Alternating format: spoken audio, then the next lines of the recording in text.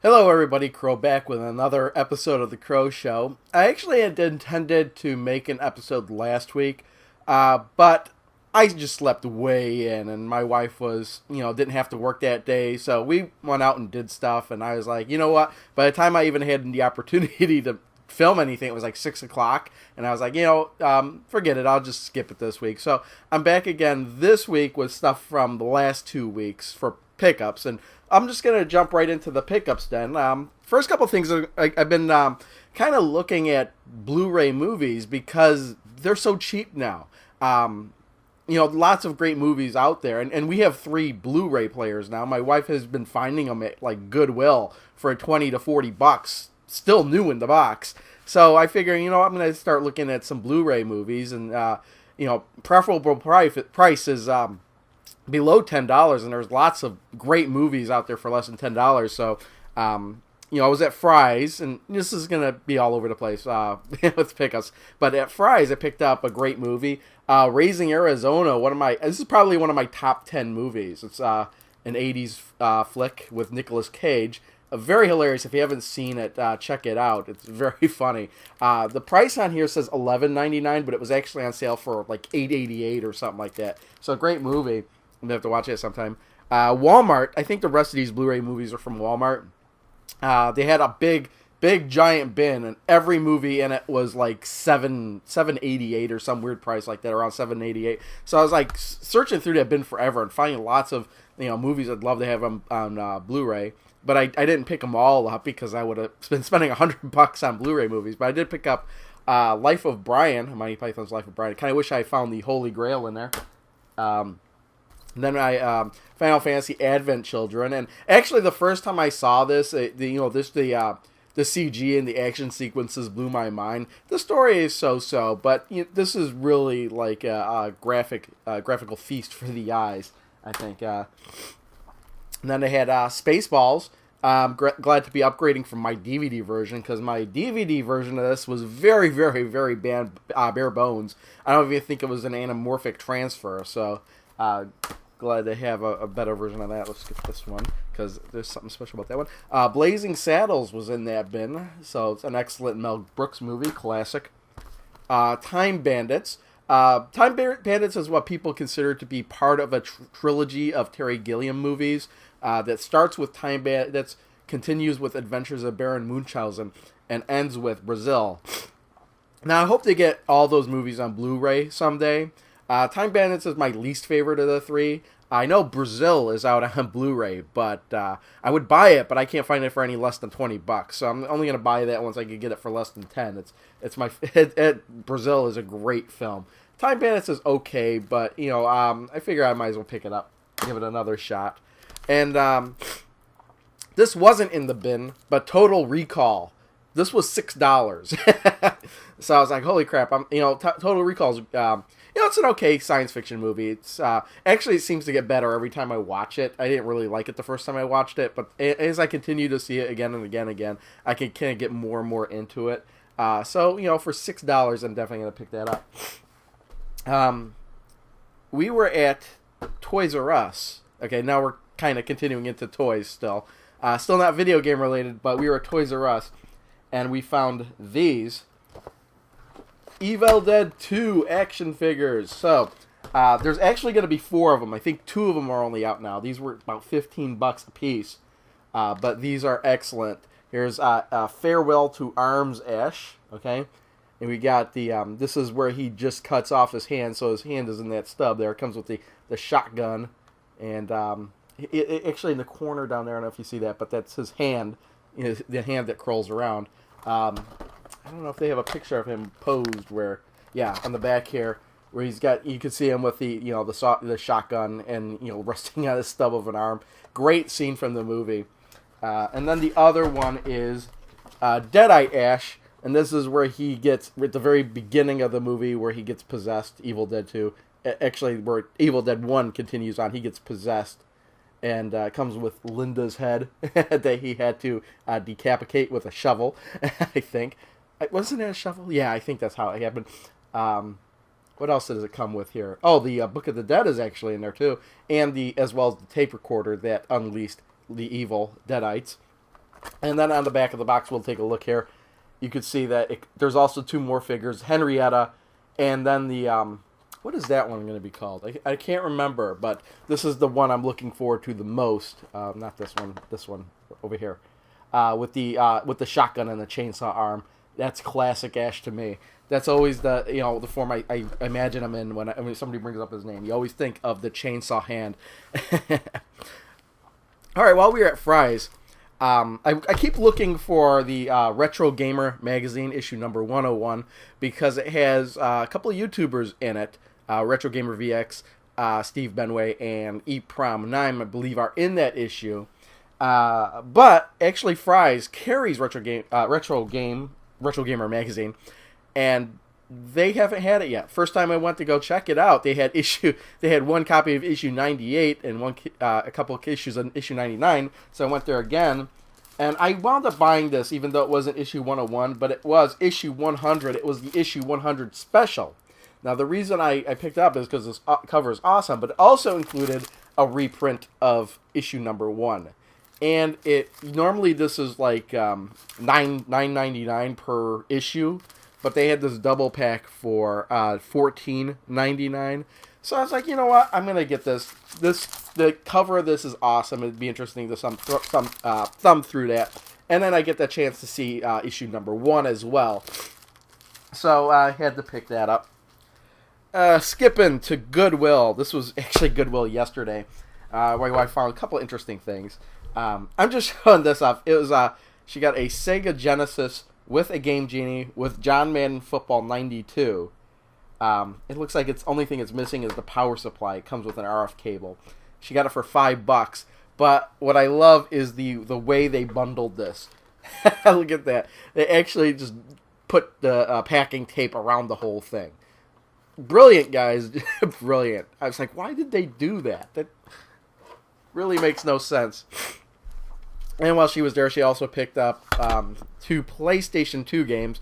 X-Men's Legends looks like $1.99.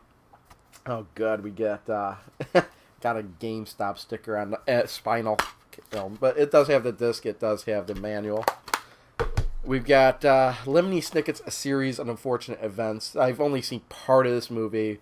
I might have to see the whole thing one day. I don't understand why they felt the need to make a game out of this. Well, I guess I know why they felt the need. Profits, money, kids would want this game. $1.99. And then we were at...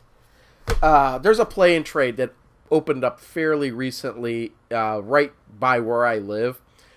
And I actually went there on their grand opening day because they had a thing in the mail. And I showed up there, and it was so crowded in the store that I couldn't even walk into it, and I just left.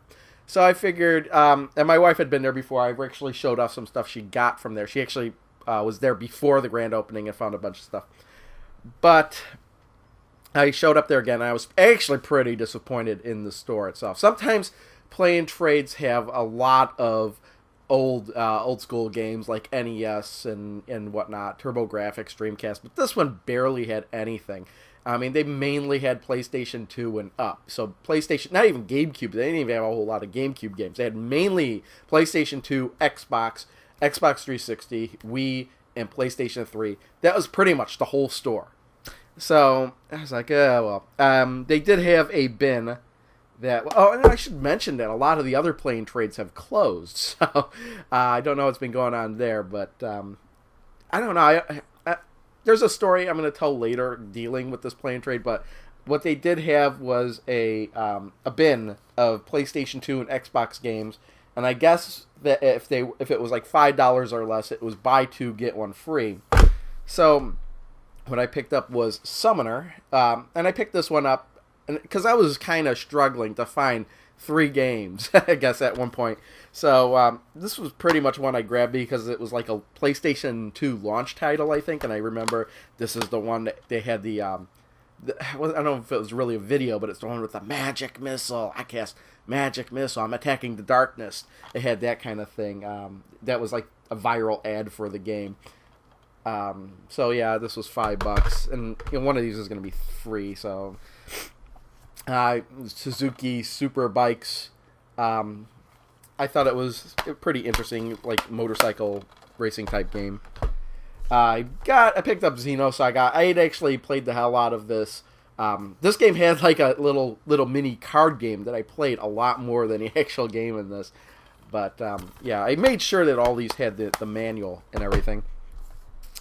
Gungrave looked kind of interesting, so I picked that one up. And then, well, yeah, now we're on the second 3. My wife really wanted this one. She's like, we have to get this one, Destroy All Humans, because we had the sequel on the Wii, Big Willie's Revenge. So we picked up the original. And I thought, I was like, hey, I don't have this one. And I always liked the way this looked. Ready to Rumble Boxing Round 2.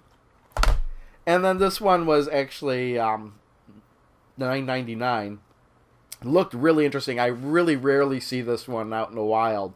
That's Chibi Robo. So I looked at it. It looked pretty damn cool. So I'm going to maybe try this game out one day.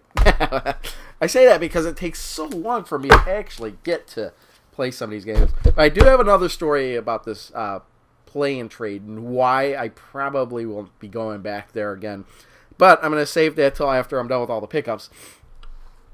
We did go to Disc Replay, and oddly enough, Disc Replay is far superior to Play and Trade when it comes to actually getting some decent games. I mean, for older systems like Atari 2600, Dreamcast, they have tons of boxed Super Nintendo games, boxed NES games. You know, not in the greatest of condition, but at least they have them. They got tons of stuff behind the glass case and everything. They had, you know, just...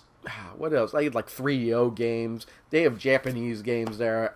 It's the kind of stuff that Play and Trade should have, in my opinion.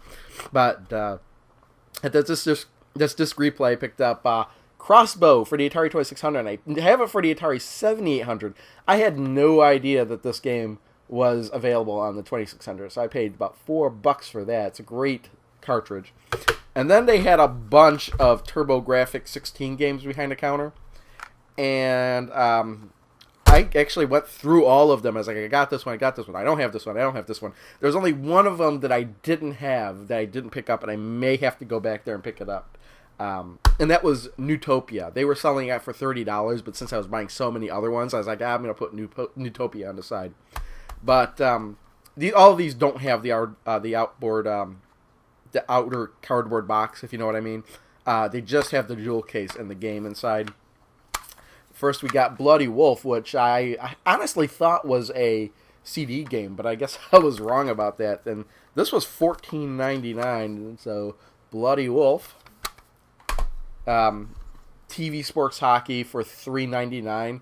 Actually, didn't have this one. I thought I did, but it turns out I have this TV Sports Football. I don't know how good this is. I don't think this is that great of a game, but I picked up anyway. Sonic Spike for $3.99. Again, you know, just regular stuff. There's no usually the U cards that are in here come with a plastic cover, but I actually bought a load of the extra plastic covering, so I could probably cover all these up in the cases they're supposed to be, so I don't rattle around in the cases. World Class Baseball, how much was it? $3.99 again. So I picked that up. I saw some videos of this. This doesn't look like that bad of a baseball game. And this game I've seen, and it doesn't look that great, but I had to get it anyway. I've been looking out for this one for a decent price. China Warrior, $3.99. And then we see Bravo Man for $5.99. And then Taking It to the Hoop, which I think is pretty bad, actually, but I picked it up anyway, $3.99. And one of these days I may go back and see if they have Newtopia still and pick it up. And finally, for pickups, I go on eBay occasionally looking for certain games, and sometimes I just in the mood and I buy them. And one of the games I was looking for was Commodore 64 wise. I just happened to look it up. Racing Destruction Set, and I saw a couple copies of that, and I picked up the one that looked the most complete. So I got Racing Destruction Set for the Commodore 64. This set me back around $45 with shipping, because it is complete in the box. If you remember my Archon package, this is it's the same deal with the album style. You've got the the creators of the game up here. They like to show off. We've got the disc, and it actually still has the warranty card with that. But I had to get Racing Destruction Set because this was probably my favorite Commodore 64 game I probably played the most. And in here we have the instruction manual. And I actually popped this in, tested it out, and it kind of surprised me. I don't remember like having to flip the disc over so many times because you select your. It's like, oh, I want to select my vehicle. Okay, flip the disc. Okay, I want to go back to the main menu. I want to select the track. Okay, flip the disc. Flip the disc. Flip the disc. There's lots of loading time involved in this. And I can understand why I spent so much time with the game is because I probably spent so much time waiting for it to load. But it's like a very customizable racing game where, split screen, you make your own tracks, adjust the gravity, select your own car. And there's also where you can lay landmines or oil slicks down. And I never really played the destruction part. I was mainly just playing the racing part because I loved making my own tracks. But this guy, the seller, was actually selling a lot of other Commodore 64 games. So after I had said, okay, I'm going to add this to my cart, I went through all the other Commodore 64 games he was selling, and I had to get this one as well because it was only $10 complete in the box, and that was Indoor Sports. I used to play this game a lot as well. Very similar style packaging to the EA one, even though this is a Mindscape game. I think they just ripped off the style of packaging for this. And this has 4 games on it. It's got where is it? Air hockey, bowling, darts, and ping pong. Ping pong is on the other side of the disc. But I used to play the bowling game a lot. That was the game I played the most on that. So 2 more Commodore 64 games, and I'm really happy to have this one. My next target may be something like Mail Order Monsters, because that was another game I played a lot on the Commodore 64. But every time I see that complete on eBay, we're talking about like $60 to $80, and I don't know if I'm going to pay that much for it. So yeah, that was all pickups. Now, to go back with why I won't go back to that play and trade is because the staff really didn't impress me, let's just say. We were the only people in the store for the most part. And I picked out the games, and they have the discs sitting behind the counter. So I picked out those 7 games, and they were going through all the PlayStation 2 games. And what I had originally picked was Flatout, the first Flatout for PlayStation 2. And I was like, well, that'll be a fun game, because I used to play that. And they couldn't find the disc for Flatout. What they found was the disc for Flatout 2. So they came to me and said, why don't we just give you Flatout 2 and put it in the Flatout 1 box? And I was like, no, because, the way I am, I was specifically looking for boxes. I wasn't even picking games that didn't have the manuals with them. I want the case, I want the manual, I want the disc. Why in the world would I want the wrong game in the wrong box? What that essentially leaves me with is the disc only for Flatout 2 and the case for Flatout. So I said, no, I'd rather, pick a different game. So I went to go, get a different game. I knew exactly which one I wanted. And my wife was actually by the counter, and she heard the guy on the counter go, he goes, Jesus, why doesn't he just take the fucking game? And he kind of mumbled it under his breath. I don't know if she knew my wife was standing right there. But you should know, you're working at the store, why I don't want the wrong game in the wrong case. The guy was like, oh, this is Flatout 2. This is better. This is a more expensive game. And I'm like, well, I don't want it. The disc only, which is essentially what you're giving me. And why are you so annoyed? It's like you're not doing anything else. There's nobody else in the store. You can't sort through your discs properly, and now you're pissed at me because I don't want the wrong game in the wrong case. So serious, the lack of, games older than PlayStation 2. I mean, even their PlayStation 1 selection was pitiful. And just the way the staff is like, oh, why don't you want this? Why don't you want just the disc? I don't understand. No, it's not the way it works with me. So probably not going to go back there again. And just another really annoying story. And if you're a collector, this is really going to make you cringe. Okay, There's these people, I'm not going to say who they are or anything, but they are kind of like, I guess the kind of people that don't manage their money well. And, they're married and they have a kid, and they're always borrowing money from people, okay? Well, tax time comes around, right? They get a refund. Do they pay any of that money back to people? No. What they do is they buy a PlayStation Vita and a bunch of games. I think probably like 6 games or something like that. Well, a month later, all of a sudden, they don't have any money. They got to sell their Vita. So, my wife knows them, and she says, "Oh, are you interested in these games?" Because there were like 2 games I didn't have. One was Army Corps of Hell, and the other one was MLB 12. And she was like, "They don't have the boxes."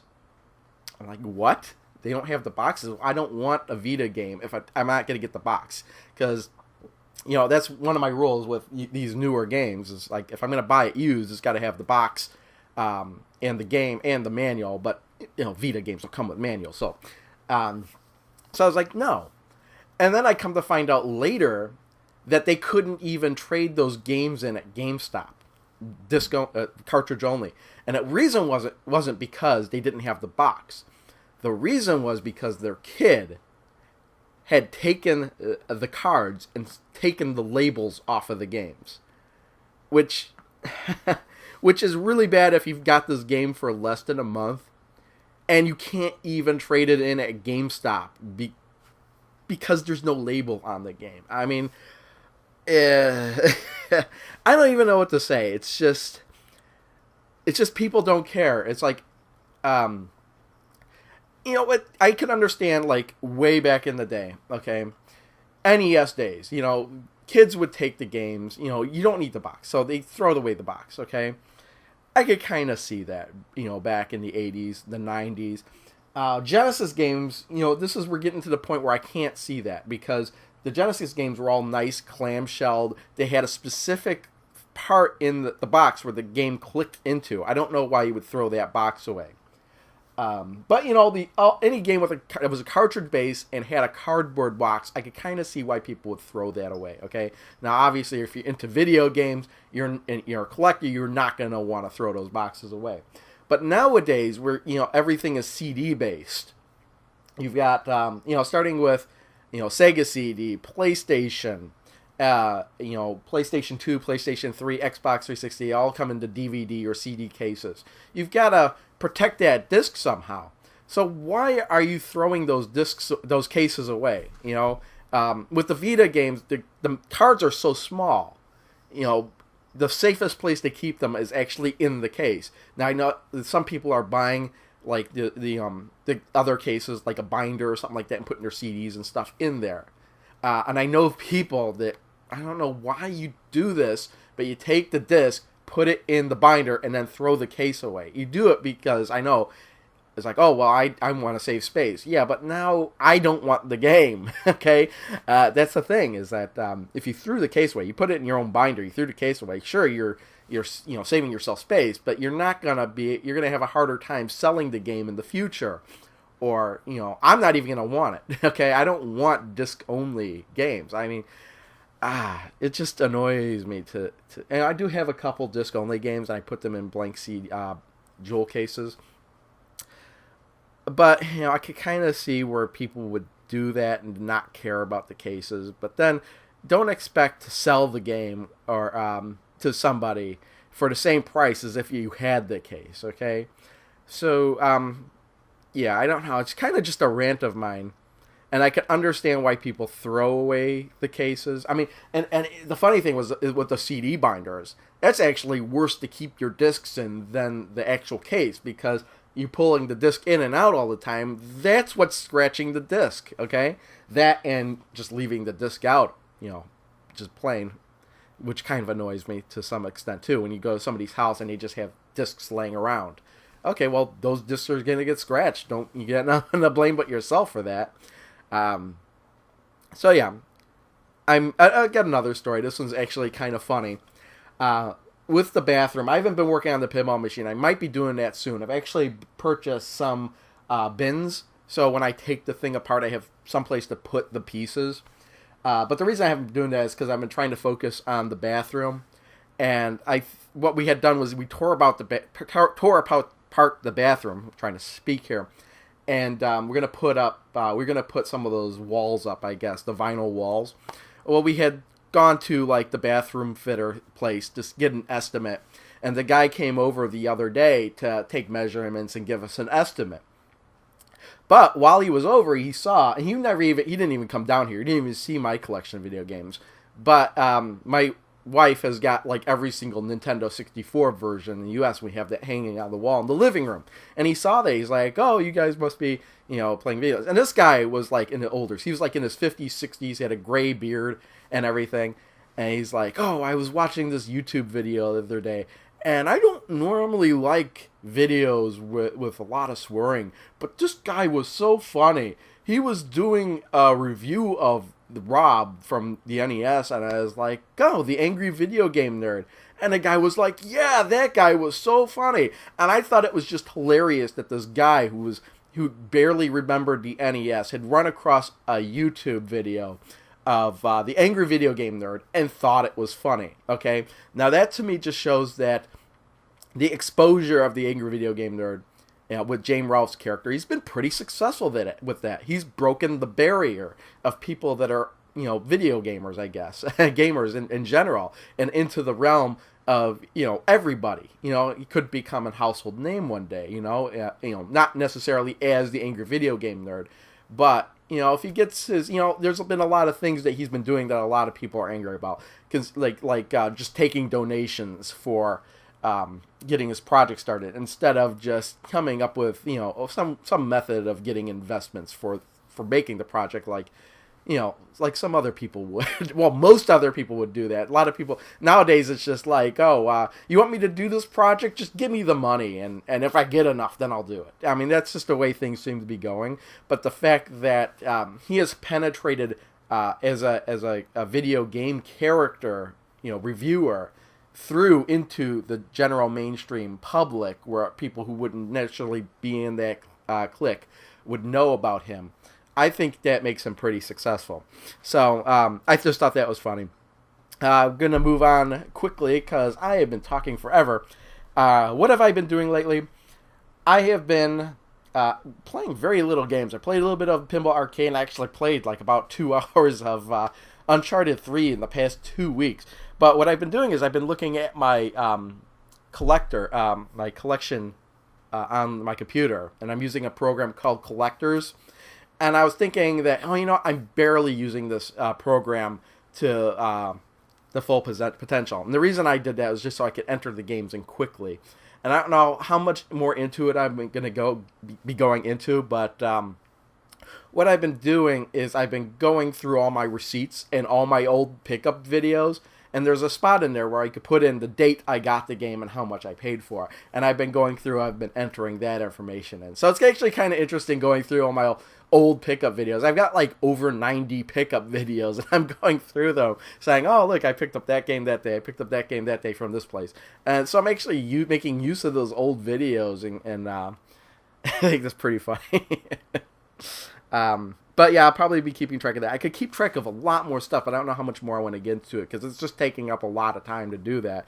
And that was one of the reasons I stopped putting in so much details, and I just let the game. I was thinking, oh, you know what? I figured out how to get my scanner to work better. It's like I could scan all my cartridge labels, and I could scan all the boxes and everything. And I was like, I don't really know if I want to do that, because it's got over 2,800 games, not necessarily all in boxes and stuff, but that's just going to take some time to go through, and I don't know if I'm going to do it. I might just go through the pickup videos, enter in that stuff, and just leave it as is.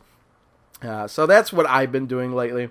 Let's go to the shout-out. Who am I going to shout out this week, this episode? It's going to be MetalJesusRocks. I actually wanted to shout him out a couple episodes ago, but something always kept coming up instead. But the reason I want to do that is an awesome guy. Check out his channel. He used to work for Sierra back in the 90s. So, Sierra games, those 90s Sierra games were the ones I used to play. Not a lot. I played a couple of them, but I find that very interesting. He does great reviews, and usually they're of That's my phone going. Okay. Usually they're of 90s PC games, and those were the ones I like to play. Like, most recent review he's got up is from Full Throttle, which is a game I never really had a chance to play, but it's really interesting to see, see him talk about the game and what I missed. I might have to, I say I might have to go get that game and play it. I'm sure I could go on like Good Old Games or something like that and play it through there, but I barely have the time to play the new games that I have. He's also got a new show called I Hate You, which is 2 episodes long, where him and his friends seem to pick a game to try and, do better than the other person, and they get a really weird trophy at the end of that. That was pretty funny. He also does a lot of iPad reviews, which I honestly don't watch because I don't have an iPod. I don't have an iPad, I don't have an iPod, I don't have an iPhone. The only Apple product I have is a Pippin, okay? I'm an Android person, and I probably will never get an iDevice, so sorry about that, but if you have an iPad, go ahead, and I'm sure I think I watched one of them once, and it was good, and if it's as good as the other reviews, it's totally worth watching then. So, thanks everyone for watching. I'll see y'all next time. Bye. You are our guest. And a real dickweed at that.